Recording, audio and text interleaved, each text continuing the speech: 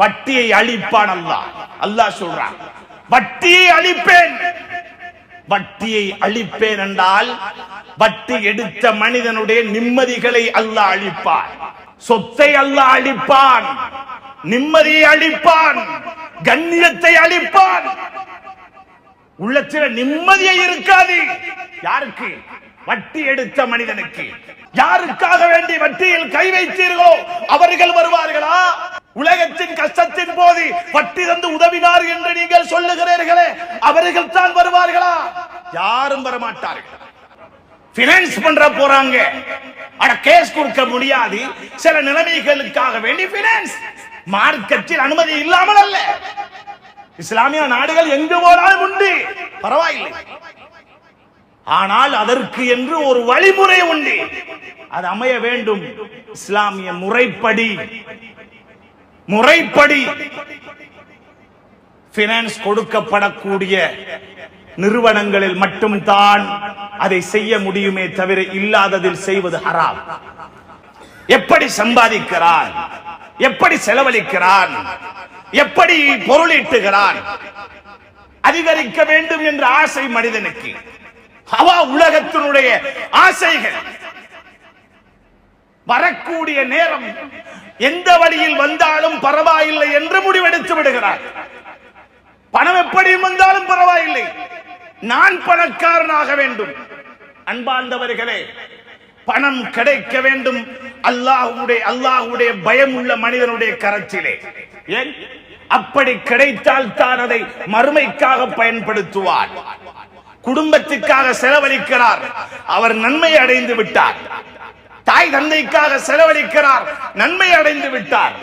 அல்லாஹ்வுடைய பாதையிலே செலவழிக்கிறார், நன்மை அடைந்து விட்டார். ஏழைகளுடைய கண்ணீரை துடைக்கிறார், நன்மை அடைந்து விட்டார். அன்பார்ந்தவர்களே, அல்லாஹ்வுடைய பயப்படக்கூடிய ஒரு மனிதனுடைய கரத்திலே பணம் கொடுக்கப்படுகிறதா, அதுதான் பரக்கத்தான பணம். அவனுக்கு தெரியும் இது சோதனை என்று. ஆனால் பலர்கள் ஆசை, பொருளீட்ட வேண்டும், சம்பாதிக்க வேண்டும், முன்னேற வேண்டும், பணக்காரனாக வேண்டும். அது எந்த வழியில் வந்தாலும் பரவாயில்லை, வரக்கூடிய வழிகளை எல்லாம் யோசிக்க மாட்டார்கள். எங்க கொண்டு போய் நான் முதலீடு செய்திருக்கிறேன், இன்வெஸ்ட் பண்ணிருக்கிறேன் என்பதையெல்லாம் பார்க்க மாட்டார்கள். இது வட்டியா? இங்க இன்வெஸ்ட் பண்ணிருக்கிறேனே, அவன் வட்டி தருவானா? அல்லது இங்க போட்டு இருக்கிறேனே வட்டி விழுமா? இவைகளெல்லாம் பார்க்க மாட்டார்கள். ஒரு காலம் வரும், சொன்னார்கள் ஸல்லல்லாஹு அலைஹி வஸல்லம், லா யுபாலில் மரு, ஒரு மனிதன் பொறுப்பெடுக்க மாட்டான், பொருட்படுத்தவே மாட்டான், விஷயமாவே இருக்காது. பணத்தை சர்வ சாதாரணமாக எந்த அளவுக்கு என்றால் இது ஹலாலா ஹராமா என்று கூட பொருட்படுத்த மாட்டான். பொருட்படுத்தாமல் அப்படி வாழக்கூடிய ஒரு காலம் வரும் என்று சொன்னார்கள் ஸல்லல்லாஹு அலைஹி வஸல்லம். ஹலால் ஹராம் பார்க்க மாட்டான் மனிதன், சம்பாதிப்பதிலும் பார்க்க மாட்டான், செலவழிப்பதிலும் பார்க்க மாட்டான், உண்பதிலும் பார்க்க மாட்டான், எதிலும் பார்க்க மாட்டான். அப்படியான ஒரு காலம் தான் நாம் வாழக்கூடிய காலம் சகோதரர்களே. வட்டியினுடைய விளைவை விளங்காமல் வாழ்ந்து கொண்டிருக்கிறார்கள் அதிகமானவர்கள். புரிந்தவர்கள் ஒதுங்கி இருக்கிறார்கள். குறைவாக இருந்தாலும் பரவாயில்லை, வறுமை சிறந்தது வட்டியை விட. வட்டி எடுத்து நான் முன்னேறுவதை விட வறுமை சிறந்தது. வட்டி எடுத்து பணக்காரன் என்று ஊரகத்துக்கு காட்டுவதை விட ஏழையாக வாழ்வது மேலன்றி மறுமையை மட்டும் இலக்காக வைத்து வாழ்பவர்கள் நினைத்து வாழுகிறார்கள். அன்பார்ந்த சகோதரர்களே, அல்லாஹ்வுடைய தூதருடைய காலத்தில் வட்டி இருக்கவில்லையா? இருந்தது, வட்டி இருந்தது. அப்பாஸ் ரலியல்லாஹு அவர்கள் தான் வட்டி அதிகம் கொடுக்கக்கூடியவர்களாக கூட இருந்தார்கள் என்று வட்டி தடை என்ற வசனம் இறக்கப்பட்டதோ அதோடு விட்டார்கள். யார் தடை இருக்கிறதோ அதுவும் தர தேவையில்லை விட்டாங்க. வட்டியுடைய வாசலை இழுத்து மூடினார்கள். எத்தனை வருடங்களுக்கு முன்னால்? 1400 வருடங்களுக்கு முன்னால் மூடப்பட்ட வாயல் வட்டியுடைய வாயல் சகோதரர்களே. ஆனால் இந்த உம்மத்தின் பின்தோன்றல்கள் அந்த வட்டியை திறந்து விட்டார்கள். எந்த வட்டியை அல்லாஹ்வுடைய தூதர் சொன்னார்களோ, குல்லு ஷைஇன் மின் அம்ரில் ஜாஹிலிய்யா தஹ்த கதமி மவ்தூஅன். ஜாஹிலியா அனைத்து காரியங்கள் விடயங்களையும் என் காலுக்கு கீழால் போட்டு மிதிக்கிறேன் என்று சொல்லிவிட்டு ரிபல் ஜாஹிலிய்யா தஹ்த கதமி மவ்தூஅன். ஜாகிலிய காலத்து வட்டி, அதுதான் அப்பாஸ் ரலியல்லாஹு அன்ஹு வட்டி, இதையும் நான் காலுக்கு கீழால் போட்டு மிதிக்கிறேன் என்றார்கள். அன்பு நபி ஸல்லல்லாஹு அலைஹி வஸல்லம் அவர்கள் அன்று காலுக்கு கீழால் போட்டு மிதித்தார்களே, அதற்கு பின்னால் தான் ரப்பல் ஆலமீன் குர்ஆனுடைய வசனத்தை இறக்கி இஸ்லாமே பூர்த்தி என்ற வசனத்தை இறக்கி வைத்தான் அல்லாஹ். பூர்த்தி என்பதை உறுதிப்படுத்தினான் அல்லாஹ். அப்படியாக இருந்தால் வட்டி எடுக்கும் மனிதன், வட்டி கொடுக்கல் வாங்கல் செய்யும் மனிதன், வட்டியோடு தொடர்பான மனிதன் இஸ்லாத்தில் பூர்த்தி இல்லாதவன். இஸ்லாத்தில் பூர்த்தி இல்லாதவன். அந்நிலைமையில் அவன் மரணிப்பானாக இருந்தால் கூட இஸ்லாத்தில் பூர்த்தி இல்லாமல் மரணிக்கிறான் என்றுதான் அர்த்தம். சகோதரர்களே, இந்த கேவலமான நிலை எமக்கு வந்துவிடக் கூடாது, எமக்கு வந்துவிடக் கூடாது. எனவேதான் அன்பார்ந்தவர்களே, வாழக்கூடிய இந்த குறுகிய கால வாழ்க்கையில் அல்லாஹ்வுடைய பயத்தோடு நாம் சம்பாதிக்க வேண்டும், செலவழிக்க வேண்டும். ஆடம்பரம் வேண்டாம். அல்லாஹ்வே சொல்லுகிறான், மனிதன் என்று எதிலே பராக்காகுகிறான் தெரியுமா? அல்ஹாக்குமுத் தகாதுர், அதிகரிப்பு அதிகரிப்பு. இது மனிதனை பராக்காக்கி விட்டது, அல்லாஹ்வுடைய சிந்தனை விட்டும் திருப்பி விட்டது. எதுவரைக்கும் ஹத்தா ஸுர்துமுல் மகாபிர், கபரை சந்திக்கும் வரைதான் இந்த அதிகரிப்புகள் அனைத்துமே. கபரை சந்தித்து விட்டால் எல்லாமே துண்டிக்கப்பட்டு விடும். கண்ணியமானவர்களே, அதனால் வட்டியில் கை வைத்து விடாதீர்கள். அல்லாஹ் ரப்பல் ஆலமீனுடைய பலமான எச்சரிக்கைகள் வட்டியுடைய விடயத்திலே ஒன்று இரண்டல்ல. அல்லாஹ் என்ன சொல்லுகிறான்? யம்ஹகுல்லாஹு ரிபா வ யுர்பி ஸதகாத். அல்லாஹ் ஒன்றை வளர்க்கிறானாம், இன்னும் ஒன்றை அழிக்கிறான். அல்லாஹ் சொல்லுகிறான் யம்ஹகுல்லாஹு ரிபா, வட்டியை அழிப்பான் அல்லாஹ். அல்லாஹ் சொல்றான் வட்டியை அழிப்பேன். வட்டியை அழிப்பேன் என்றால் வட்டி எடுத்த மனிதனுடைய நிம்மதிகளை அல்லாஹ் அழிப்பான், சொத்தை அல்லாஹ் அழிப்பான், நிம்மதியை அழிப்பான், கண்ணியத்தை அழிப்பான். உள்ளத்தில் நிம்மதியை இருக்காது. யாருக்கு? வட்டி எடுத்த மனிதனுக்கு. பைத்தியம் பிடித்தவரை போல இருப்பார். தன் மனைவியோடு கூட கொஞ்சம் நேரம் பேசுறதுக்கு கூட அல்லாஹ் நிம்மதியை கொடுக்க மாட்டான். ஏன்? அல்லாஹ்வுடைய வாக்குறுதி தேவையா? எத்தனையோ பேர்கள் தலைமறைவு. காரணம், கண்ணியமாக இருந்தவர் அசுத்தமான இந்த வட்டியிலே கை வைத்த ஒன்றுக்காக வேண்டி அல்லாஹ் கண்ணியத்தை அழித்து விட்டார். மனைவி பிள்ளைகளோடு சந்தோஷமாக இருந்தவர் வட்டியிலே கை வைத்த ஒன்றுக்காக வேண்டி அந்த நிம்மதியை அல்லாஹ் அழித்து விட்டான். அன்பார்ந்தவர்களே, ஏன் காரணம்? அல்லாஹ்வுடைய வாக்குறுதி இது. அல்லாஹ் எந்த ஒன்றுக்கும் எச்சரிக்காத ஒரு எச்சரிக்கை வட்டியுடைய விடயத்தில் எச்சரிக்கிறார். எந்த ஒன்றுக்கு எச்சரிக்கவில்லை. அல்லாஹ் விபச்சாரத்தை பற்றி சொல்லும் போது வலா தக்ரபுஸ் ஸினா, விபச்சாரத்தின் பக்கம் நெருங்காது. அனாதைகளுடைய சொத்து விஷயத்தில் எச்சரிக்கிற நேரம் வலா தக்ரபு மாலல் யதீம், யதீமுடைய சொத்தின் பக்கம் நெருங்கிடாத. புறம் பேசுகிறான், இட்டு கட்டுகிறான், குறை தேடுகிறான். அல்லாஹ் சொல்ற அந்த மனிதனை பார்த்து இஜ்தனிபு கஸீரம் மினத் தன், அதிகமான எண்ணங்களை நீ தவிர்ந்து கொன்றான். இஜ்தனிபு, தவிர்ந்துகோ. வட்டியுடைய விஷயத்தில் அல்லாஹ்வுடைய எச்சரிக்கை என்ன தெரியுமா? இத்தகுல்லாஹ், அல்லாஹ்வை பயந்து கொள்ளடியானே. வதரு மா பக்கிய மினர் ரிபா, எஞ்சிய வட்டியை விட்டுவிடு, அது உனக்குரியதல்ல. எவனோ ஒருவனுடைய பணம் அது, நீ சுரண்டு போகிறாய், உன் கையில் கிடைக்க போகிறது. இது வட்டி, வேண்டாம், கை வைத்து விடாதே, கை வைத்து விடாதே. வதரு மா பக்கிய மினர் ரிபா, எப்படி சொல்றான் அல்லாஹ்? இன் குன்தும் முஃமினீன், நீ உண்மையில் அல்லாஹ்வை நம்புவனாக இருந்தால், மறுமையை நம்புபவனாக இருந்தால் நீ அதை விட்டுடு, உனக்கு வானம் வட்டி. அப்படி நீ விடலையா? வட்டியோட தொடர் வச்சிருக்கிறியா? யாருக்கும் தெரிய தேவையில்ல. ஊர்லகத்துக்கு தெரியாத சிலர்கள் எடுத்த வட்டி. இம்போர்ட் எக்ஸ்போர்ட் பிசினஸ் பண்றாரு. கோடிக்கணக்கில் பேங்க் பேலன்ஸ் இருக்குது. பெரும் கோடீஸ்வரர். அவசரத்துக்கு கையில பணம் மாட்டல்ல, போய் வட்டி கெடுக்கிறார். அன்பார்ந்தவர்களே, நடக்கக்கூடிய கதையை சொல்லுகிறேன். ஒரு அந்நிய சகோதரன் சொல்லுகிறார், என்னிடத்திலே வந்து உங்களுடைய பெரும் பெரும் முதலாளிகள் வாங்கி இருக்கிறார்கள் வட்டிக்கு. சகோதரர்களே, அல்லாஹ்வை பயப்படக்கூடாதா? இந்த பணத்தை தானே நீயும் உண்ணுகிறாய். இந்த பணத்தில் தானே உன் பிள்ளைகள் மனைவிகளுக்கு முன்ன கொடுக்கிறாய். ஐயமா அபதின் நபத்தல் அஹபுகு மினஸ் சுஹ்தி வர்ரிபா ஃபன்னாரு அவுலா பிஹி. அல்லாஹ்வுடைய தூதர் சொன்னார்களே, எந்த உடம்பு அதாவது ஹராத்தை கொண்டு வட்டியை கொண்டு வளர்க்கப்படுமோ அந்த உடம்பு நரகத்துக்கு தான் தகுதி என்று சொன்னார்களே.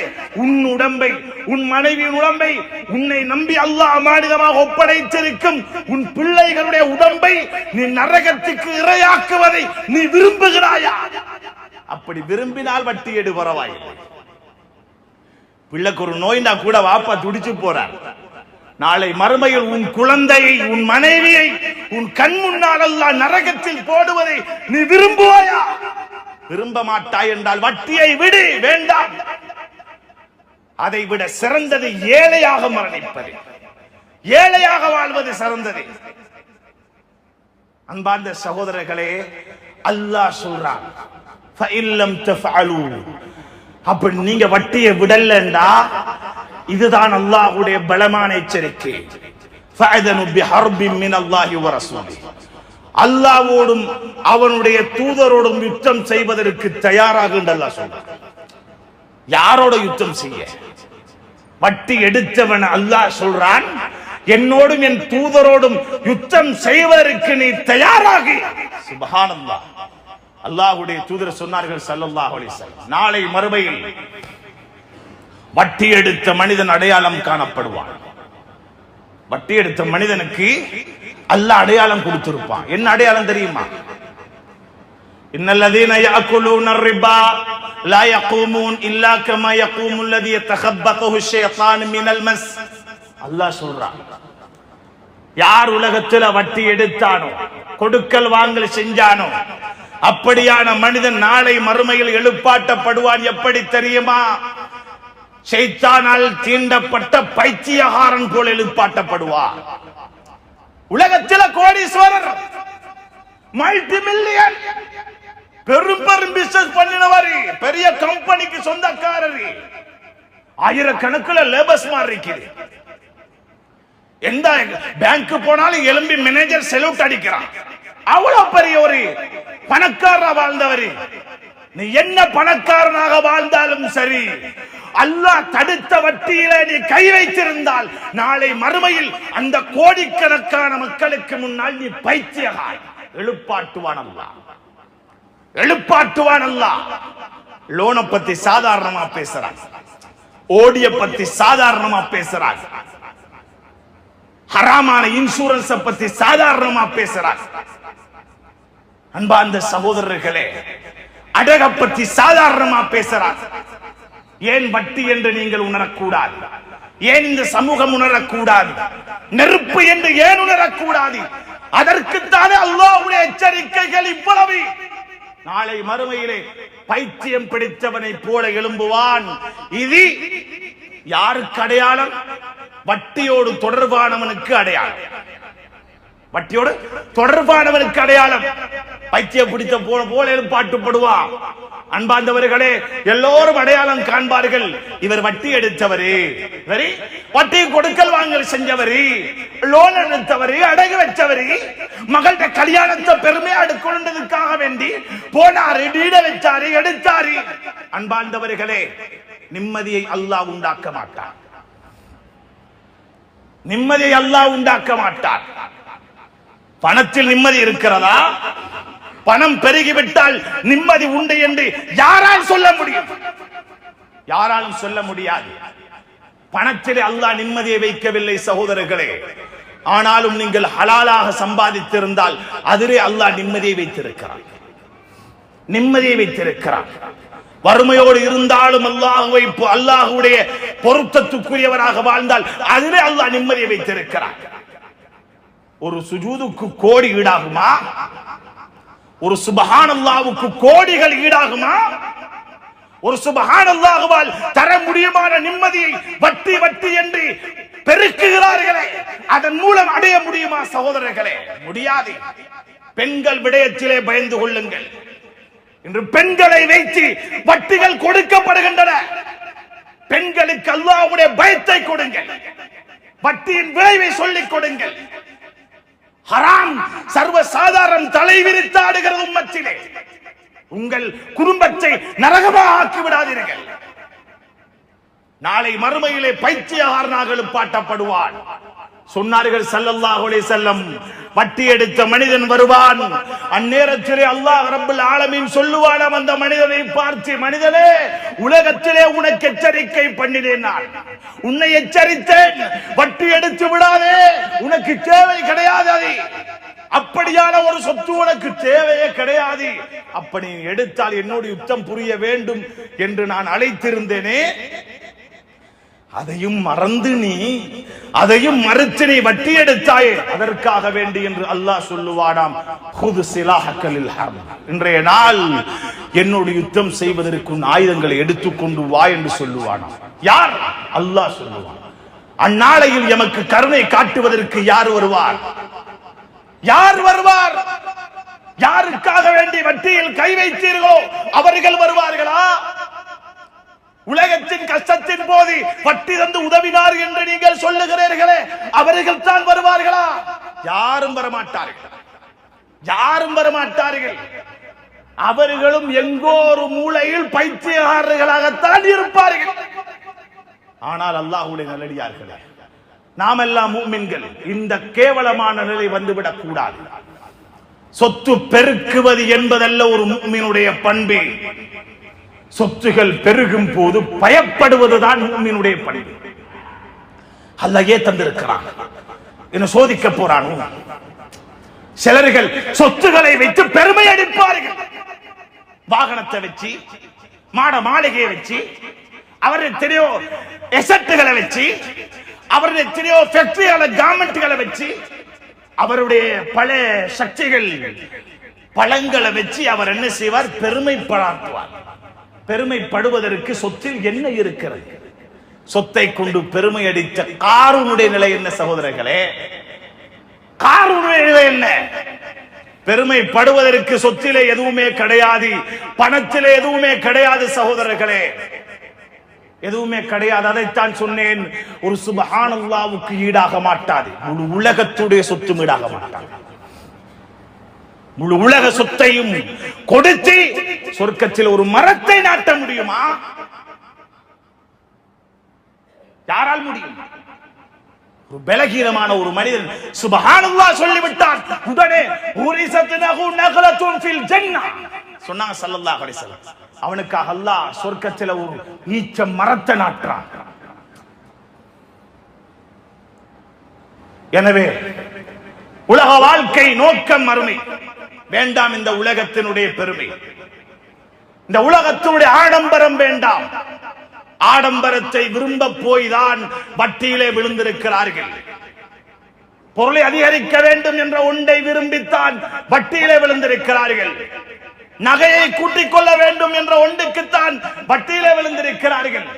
வேண்டாம் சகோதரர்களே, அல்லாஹ்வுடைய தூதர் பயந்தார்கள், ஹராத்திலே ஒரு துளி கூட என் உடலில் கலந்து விடக் கூடாது. சஹாபாக்கள் பயந்தார்கள், ஹராம் என் உடம்புக்குள் புகுந்து விடக் கூடாது என்று. எங்கே எம் வாழ்க்கை? ஹராம் ஹலால் பார்க்கின்றோமா? சம்பாதிப்புகளின் போது, அளவை நிறுவையின் போது சரியாக இருக்கிறோமா? கொடுக்கல் வாங்கல் சரியாக இருக்கின்றதா? பயந்திருக்கிறோமா? நிற்கும் போது ஒரு கிராமாவது குறைந்து விட்டால் நாளை மறுமையில் அல்லாஹ் பிடித்து விடுவானே. ஷுவைப் அலைஹிஸ்ஸலாத்துடைய கூட்டம், அந்த கூட்டத்தை அல்லாஹ் அழிக்க காரணம் அளவை நிறைவேற அவர்கள் செய்த மோசடி தானே. ஃபவைலுல் லில் முத்தஃபிஃபீன், அளவை நிறைவேல் மோசடி செய்பவர்களுக்கு கேடுதான் அல்லாஹ் சொல்லி இருக்கிறானே. அன்பார்ந்தவர்களே, எப்படியும் சம்பாதிக்கலாம், எப்படியும் செலவழிக்கலாம் என்று நினைத்து விடாதீர்கள். ஒவ்வொன்றுக்கும் இஸ்லாம் இலக்கணம் சொல்லுகிறது, வழிமுறை சொல்லுகிறது, கோடிட்டு இருக்கிறது. தாண்டுவதற்கு யாருக்கும் உரிமை கிடையாது. எனவே எம்முடைய சம்பாத்தியத்தில் ஹராம் நுழைந்து விடாமல் பாதுகாத்துக் கொள்ளுங்கள். இந்த உம்மத்தின் மிக தலை சிறந்த ஒரு மனிதர் யார்? உமர் இப்னு கத்தாப் ரலியல்லாஹு அவர்கள். முதல் அல்லாஹ் ரப்பல் ஆலமீன் வலக்கரத்தில் சேலேட்டை கொடுக்க போகிறான் என்றால் அது உமர் இப்னு கத்தாப் ரலியல்லாஹு அன்ஹு. அந்த அளவுக்கு சிறந்தவர்கள். சொர்க்கம் வரவேற்கிறது. சொர்க்கத்தில் அவர்களுக்குரிய மாளிகை அல்லாஹ்வுடைய தூதர் ஸல்லல்லாஹு அலைஹி வஸல்லம் கண்டார்கள். அப்படியான கண்ணியமான உமர் ரலியல்லாஹு அவர்கள், அவர்களுடைய நாவினால் அல்லாஹ் பேசுகிறார் என்று சொன்னார்கள் ஸல்லல்லாஹு அலைஹி வஸல்லம். ஒன்றை நினைத்தார்கள் என்றால் அதை அல்லாஹ் வசனமாக இறக்கி விடுவார். எவ்வளவு கண்ணியமான ஒரு சஹாபி. அப்படியான உமர் இப்னு கத்தாப் ரலியல்லாஹு அவர்கள் ஒரு நாள் இருக்கும் போது அவர்களுடைய ஒரு அடிமை ஒரு கிண்ணத்திலே பால் எடுத்துக்கொண்டு வருகிறார். எடுத்துக்கொண்டு வந்தவர்கள் அப்படியே கொடுத்தாரு. எடுத்ததோட உமர் ரலியல்லாஹு அவர்கள் பசியோடு இருந்தவர்கள் மதுரமான பாலாக இருக்கிறது குடித்து விட்டார்கள். இது எங்க இருந்ததுன்னா கேட்கல. அதுக்கு பின்னால உமர் ரலியல்லாஹு கேட்டார்கள், மதுரமான பாலாக இருக்குது, எங்க இருந்து எடுத்துட்டு வந்தாய்? சதகாவுடைய ஒட்டகங்கள் மேய்ந்து கொண்டிருந்தது, அதிலே ஒன்றிலே இருந்து பாலை கறந்தேன். அவர்களுக்கு சதக்கா உண்ண முடியாமல் அல்ல, இருந்தாலும் பயம் அவர்களுக்கு, இது அல்லாஹ்வுடைய பார்வையில் ஹராமாகி விடுமோ என்ற பயம். ஒரு கிண்ணம் பால் சகோதரர்களே, உடனே தன்னுடைய கரத்தை வாய்க்குள்ளே இட்டு முழு பாலையும் வாந்தி எடுத்தார்களாம். சொன்னார்களாம், லவ்லம் யக்ருஜ் இல்லா மஅ நஃப்ஸி லஅக்ரஜ்துஹா, என் உயிர் பிரியும் நிலை கூட வந்திருந்தால் கூட விட்டிருக்க மாட்டேன், வெளியேற்றியே இருப்பேன் என்று சொன்னார்களாம். ஏன்? ஹராம் நுழைந்து விடக் கூடாது என்ற பயம். ஹராம் நுழைந்தால் உடம்பே நரகத்துக்கு சொந்தமாகி விடுமே. உலக வாழ்க்கையின் நோக்கமே என்ன? உலக வாழ்க்கை நோக்கமே என்ன? எனவேதான் அன்பார்ந்தவர்களே, மறுமையை இலக்காக வைத்து வாழ வேண்டியவர்கள் நாம். சம்பாதிப்புகளை ஹலாலாக்கிக் கொள்ளுங்கள். சம்பாதிப்பில் வட்டிகள் கலப்பதற்கு இடம் வைத்து விட வேண்டாம். இஸ்லாமிய சான்றிதழ் கொடுக்கப்படாத இன்சூரன்ஸ் ஹராம். சில வேளைகளில் சொல்லுவார்கள், அவன் கழுத்த விட்டான், பினான்ஸ் பண்ற போறாங்க, அட கேஸ் கொடுக்க முடியாது, சில நிலைமைகளுக்காக வேண்டி பினான்ஸ். மார்க்கெட்டில் அனுமதி இல்லாமல் அல்ல, இஸ்லாமிய நாடுகள் எங்கு போனாலும் உண்டு, பரவாயில்லை. ஆனால் அதற்கு என்று ஒரு வழிமுறை உண்டு, அது அமைய வேண்டும். இஸ்லாமிய முறைப்படி பினான்ஸ் கொடுக்கப்படக்கூடிய நிறுவனங்களில் மட்டும்தான் அதை செய்ய முடியுமே தவிர இல்லாததில் செய்வது ஹராம். இல்லாததில் செய்வது ஹராம். சில வேளைகளில் ஹலால் அல்லாத வேறு நிறுவனங்களில் விலை கூட குறைவாக இருக்கலாம், இஸ்லாமிய நிறுவனங்களில் கூடுதலாகவும் இருக்கலாம். இன்று சிலர்கள் குற்றம் பிடிக்கிறார்கள், இஸ்லாமிய நிறுவனங்கள், பினான்ஸ் கம்பெனிகள் கழுத்தவற்றா அவ்வளவு எடுக்கிறானே, அங்கே எவ்வளவு லாபம் உண்டு. அன்பார்ந்தவர்களே, ஒன்றை புரியுங்கள், ஹலால் என்பது பெருமதி மிக்கதுதான். ஹலால் என்பது பெருமதி மிக்கது, ஹராம் மலிவானது. ஹராம் மலிவானது. உதாரணத்துக்கு ஒரு செத்த ஒரு கோழி இருக்கிறது, சும்மா தந்தாலும் தின்ன மாட்டோம். சும்மா தான் நடந்துடுவோமா? அதுக்கு ஒருத்தர் விலை பேசுறாரு, இது இன்றைக்கு தான் செத்தது அறுத்துரிச்சிருக்கிற ஒரு 100 ரூபாய் தாங்களே, வாங்க மாட்டோம். விலை குறைவு என்பதற்காக வேண்டி அல்லாஹ்வுடைய பேர் சொல்லி அறுக்கப்படாத ஒன்றை நாம் உண்ண மாட்டோம். ஏன்? ஹராம் என்று தெரியும், ஹராம் என்று தெரியும். பிஸ்மில்லா அல்லாஹு அக்பர் சொல்லி அறுக்கப்பட்ட ஒரு கோழி விற்கப்படுகிறது 1000 ரூபாய்க்கு என்றாலும் பரவாயில்லை, அது ஹலால் என்று வாங்குகிறோம். ஏன்? விலையை பார்க்க மாட்டோம், ஹலாலை பார்க்கிறோம். மேடையிலே வியாபாரத்தை பேசவில்லை, எம் உடம்புக்குள் ஹராம் நுழைந்து விடக் கூடாது என்பதற்காக இந்த சமூகத்தின் மடமையை பேசுகிறேன், இந்த சமூகம் உணராததை பேசுகிறேன். எல்லோருக்கும் உடனே பணம் கொடுத்து வாங்கும் அளவுக்கு இல்லை, அதற்குத்தான் முறை இஸ்லாமிய முறைகள். சில வேலைகள் கூடுதலாக இருந்தாலும் அது இஸ்லாம், அதாவது ஹலால் சர்டிபிகேட், அதற்கு மட்டும் ஒரு வருடத்துக்கு எத்தனை லட்சங்கள் கோடிகள் கொடுக்கப்படுகின்றன. அன்பார்ந்தவர்களே, என்ன சொல்ல வருகிறேன் என்றால், எந்த இடத்தில் எதுவாக இருந்தாலும் சரி, அங்கு இஸ்லாமிய வரையறைக்குட்பட்டதாக இருக்கிறதா என்பதை பாருங்கள். சம்பாதிப்பு தானே, எப்படியும் சம்பாதிக்கலாம். இதில் என்ன ஹராமும் ஹலாலும் என்று மட்டும் நீங்கள் சாதாரணமாக ஹலால் ஹராமை முடிவெடுத்து விடாதீர்கள். இன்ன லிக்குல்லி மலிக்கின் ஹிமா சொன்னாங்க ஸல்லல்லாஹு அலைஹி வஸல்லம். ஒவ்வொரு அரசர்களுக்கும் ஒரு பாதுகாப்பு அரண் உண்டு. வ இன்ன ஹிமல்லாஹி மஹாரிமுஹு, அல்லாஹ்வுடைய பாதுகாப்பு அரண் என்ன தெரியுமா? அல்லாஹ் ஹராம் என்று தடுத்தது. அதனால அதை உடைச்சிரப்பாக்க வேண்டாம், உடைச்சப்பாக்க வேண்டாம். அது அல்லாஹ்வுடைய பாதுகாப்பு அரண், முறைப்படி கையாள வேண்டும். எவ்வளவு துஆ கேட்கிறோம், கபூலாகாமல் இருக்கிறது. ஏன் காரணம்? ஹராம் நுழைந்திருக்கிறது உடம்பிலே. வீட்டை கட்டி இருக்கிறார் வட்டியிலே, வட்டியிலே. அன்பார்ந்தவர்களே, பல நிறுவனங்கள் வருவார்கள், கூட பிறந்த சகோதரன் மாதிரி பேசுவார்கள். எதுவரைக்கும்? உங்களுடைய துஆக்களுடைய சக்திகளை அவர்கள் பலகீனமாக்கும் வரைக்கும் மிக கவனமாக இருங்கள், மிக கவனமாக இருங்கள். எம்முடைய துஆக்களை விட ஆயுதம் வேறொன்றும் கிடையாது. செயலிழந்திருப்பதற்கு காரணம் என்ன தெரியுமா? இன்று ஹராம் நுழைந்ததனால் வியாபாரங்களிலே, கொடுக்கல் வாங்கலிலே, வாழ்க்கையிலே, அதுதான் காரணம். ஒரு மனிதரை பற்றி அல்லாஹ்வுடைய தூதர் சொன்னார்கள், யுதீலு சஃபர், நீளமான ஒரு பயணம், அஷாஸ குபர், தலைவிரி கோலமாக புழுதி வடிந்த மேனியோடு வந்திருக்கிறார். யமுத்து யதைஹி இல ஸமா, வானத்துக்கு கையை தூக்கிறார். யா ரப், யா ரப், யா அல்லாஹ், எனக்கு இன்ன தேவை இருக்குது யா அல்லாஹ் கெஞ்சுறாரு. சொன்னாங்க ஸல்லல்லாஹு அலைஹி வஸல்லம், ஃபமத்அமுஹு ஹராம் வ மல்பஸுஹு ஹராம் வ மஷ்ரபுஹு ஹராம், உடுத்த உடுப்பு ஹராம், குடிச்ச பானம் ஹராம், உண்ட உணவு ஹராம். ஃபஅன்னா யுஸ்தஜாபு லிதாலிக், அப்படியெல்லாம் இருக்கும்போது இவனுடைய துஆவுக்கு அல்லாஹ் எப்படி பதில் கொடுப்பான்?